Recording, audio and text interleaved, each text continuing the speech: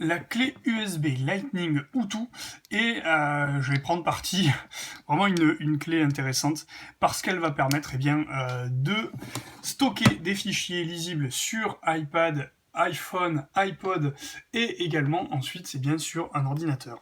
Alors comment ça fonctionne? C'est très simple, il n'y a pas besoin d'alimentation, il n'y a pas besoin de chargement. Ça fonctionne auto-alimenté ou plutôt alimenté pardon par l'iPad ou l'iPhone ou l'iPod. Donc tout simplement on relie la clé. Alors les petits capuchons, c'est pratique, on le perd pas, mais en même temps, ce qui est un peu embêtant, c'est que, il faut le pousser un peu pour que ça rentre. Mais donc, lorsqu'on le connecte, il nous demande est-ce que on peut installer l'application. Donc là, elle est déjà installée chez moi. Du coup, on me demande d'autoriser l'usage de la clé par l'application iPlugMate qui se trouve sur l'App Store, qui est gratuite. Donc un petit temps de chargement pour que l'application prenne connaissance du contenu qui est stocké sur la clé. Et du coup, à partir de là, je vois non seulement l'espace que j'ai disponible sur mon iPad, mais également l'usage disponible sur la clé. Et donc ici, il y a 1 Go déjà utilisé. Donc je peux accéder aux images qui sont stockées sur la clé, qui s'appelle iPlugMate, ou sur l'iPad, si je donne accès aux photos sur mon iPad. Je peux aller consulter de la même façon les vidéos qui se trouvent sur l'iPad et le plug. Je peux aller consulter la musique qui se trouve sur l'un et sur l'autre. Je peux faire une sauvegarde. Alors soit quand il y a écrit portable, c'est en fait les photos vidéo, soit des contacts. Et cette sauvegarde va se faire sur la clé et je peux ensuite restaurer une sauvegarde qui est faite sur la clé pour la renvoyer sur mon terminal iOS.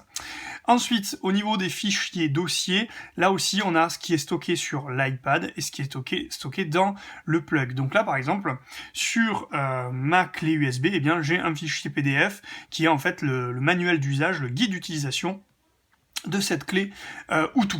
Ensuite, au niveau des paramètres de système, on peut gérer la taille du cache, c'est-à-dire ce que l'application va pouvoir utiliser comme espace dans l'iPad. On peut travailler la langue, choisir la langue, donc ici en français.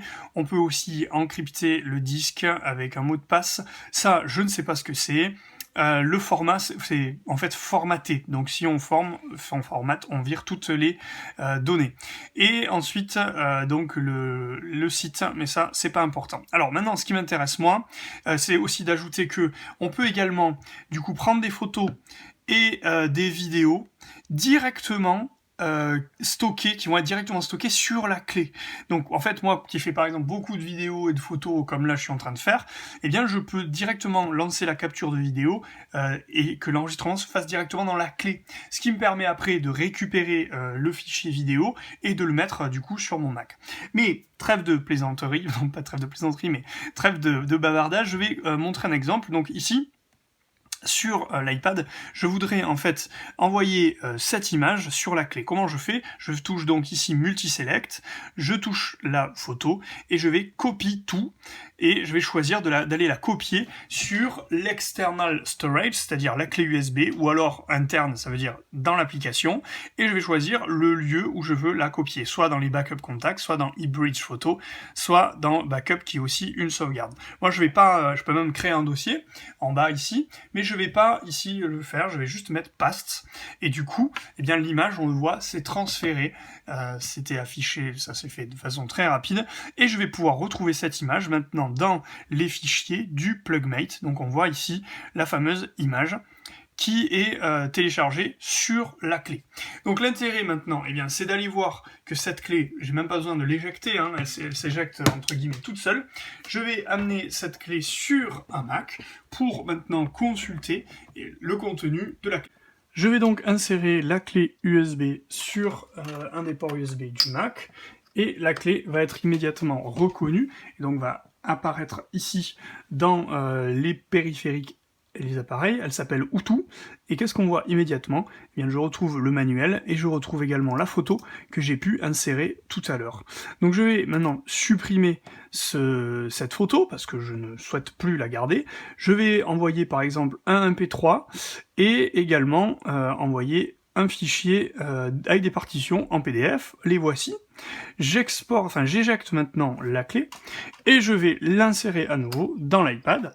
J'insère donc la clé dans l'iPad, immédiatement elle est reconnue et donc il y a un chargement pour pouvoir voir ce qu'il y a dessus. Dans mes fichiers qui sont sur le iPlugMate, je retrouve bien mon MP3 que j'avais importé et également un fichier Pages avec des paroles ou des partitions, je ne sais plus, non c'est juste une autorisation, voilà, qui est en lecture, et donc je vais pouvoir, si je le souhaite, l'envoyer, share, et l'envoyer dans une autre application, et notamment ici dans Pages.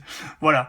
Avant-dernier élément, je peux envoyer des documents qui sont stockés sur mon iPad sur cette clé. Donc là, par exemple, je suis sur Documents by Riddle. Si je veux envoyer ce fichier sur la clé, je vais l'ouvrir dans et l'envoyer dans l'application iPlugMate, qui s'affiche ici, copié dans iPlugMate.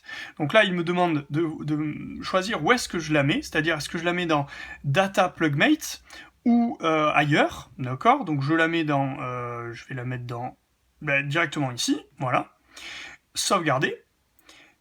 On a le transfert, et maintenant, on voit que j'ai ce fichier, la ville comment ça marche, qui est dans ma clé USB, donc je vais pouvoir la lire sur un Mac, sur un PC, sur n'importe quel terminal, et même sur un autre terminal iOS. Dernière petite astuce, c'est que cette clé va fonctionner avec l'application Mobile Memory de Leaf, et Leaf qui propose des clés aussi, mais du coup on va pouvoir utiliser cette application aussi pour manager le contenu qui est à l'intérieur de la clé USB. Alors cela est intéressant puisque l'application est, je dirais, un petit peu plus instinctive, un peu moins poussée également, mais on va pouvoir, si on préfère ce design, cette façon de voir l'application, et surtout, je dirais, très instinctivement, voilà, je vais balancer toutes mes photos vers l'iBridge ou récupérer les photos de l'iBridge vers l'iPad, l'iBridge étant en fait cette clé, hein, mais c'est compatible, voilà, je retrouve exactement les mêmes fichiers, je peux aussi bien les consulter dans la visionneuse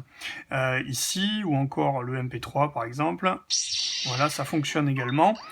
Ça fonctionne vraiment de la même façon, c'est juste une question de design qui est différent, et si on préfère ce design-là, on pourra sans problème l'adopter, plutôt qu'adopter le design de l'application de Hutu. Voilà, donc vraiment très très bon produit, moi j'en suis ravi. Dans le terme d'usage, en fait, ça va me permettre vraiment de pouvoir filmer directement et envoyer dans la clé les fichiers vidéo, ou alors lorsque j'ai fait des grosses vidéos de plusieurs gigas, plutôt que brancher ou envoyer sur un cloud, je peux les récupérer directement sur cette clé USB et ensuite les partager